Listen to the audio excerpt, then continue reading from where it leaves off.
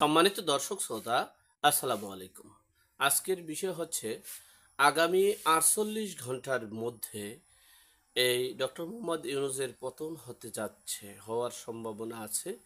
সে বিষয়ে সংক্ষেপে আপনাদের সাথে শেয়ার করছি।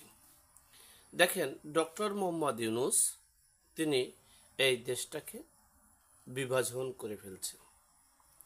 আপনারা ইতিমধ্যেই জানতে পেরেছেন, বিশিষ্ট সাংবাদিক এই কামাল সাহেব তিনি বলেছেন, গত ১৫ বছরে আমরা আওয়ামী লীগের দুঃশাসন দেখেছি।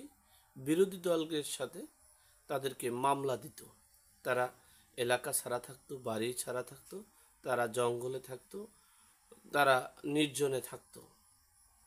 কিন্তু ডক্টর মোহাম্মদ ইউনূসের আমলে তারা এখন আর জঙ্গলেও যে কোথাও গিয়ে আর শান্তি নেই।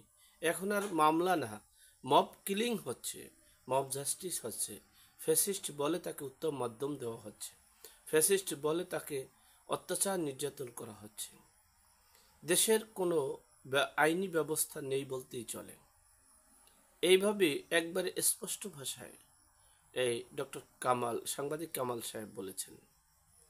যাই হোক, তিনি বলেছেন যে উনি সসম্মানে যাবে না, সম্মান শেষ করার পর যাবে। যাই হোক, আমি আরও অনেক কথা বলেছে, সেটার একটা সারাংশ এবং আজকে যে মেসেজগুলো আমি পেয়েছি সে তারই ভিত্তিতে একটু বিশ্লেষণ করে আপনাদের সাথে শেয়ার করছি। দেখেন, 1971 সালে এই দেশটা এই বাঙালিকে 26শে মার্চ অর্থাৎ 25শে মার্চ রাতে যে নির্মমভাবে অত্যাচার নির্যাতন নিপীড়ন করেছিল, এরপর থেকে বিগত 9টা মাস এই দেশের মা বোনদের ইজ্জত, মা বোনদের উপর নির্যাতন এবং নির্বিচারে হত্যা করেছিল সেই স্বাধীনতা বিরোধী শক্তি, সেই স্বাধীনতা মানবাধিকার বিরোধী। আপনারা প্রত্যেকটা নিউজে দেখবেন মানবতা অপরাধের দণ্ডপ্রাপ্ত আসামি, মৃত্যুদণ্ডপ্রাপ্ত আসামিকে কিভাবে বেকসুর খালাস দেওয়া হয়।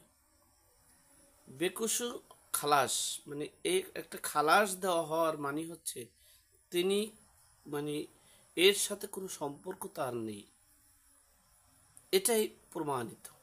যাই হোক, এজন্য দেশটাকে দুটো ভাগে বিভাজন করে ফেলেছে। এখন এটাকে পাকিস্তানের আদলে, বাংলাদেশটাকে পাকিস্তানের আদলে নিয়ে যাচ্ছে এবং পাকিস্তানের অঙ্গরাজ্য হিসেবে করার যে প্ল্যান পরিকল্পনা একবারে স্পষ্ট হয়ে এসেছে।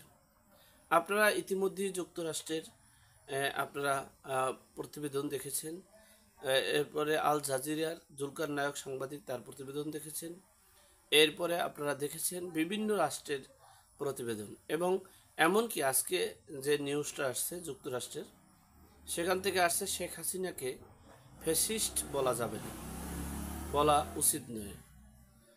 এর কথাটাও একবারে পত্রিকার হেডলাইনে চলে আসছে।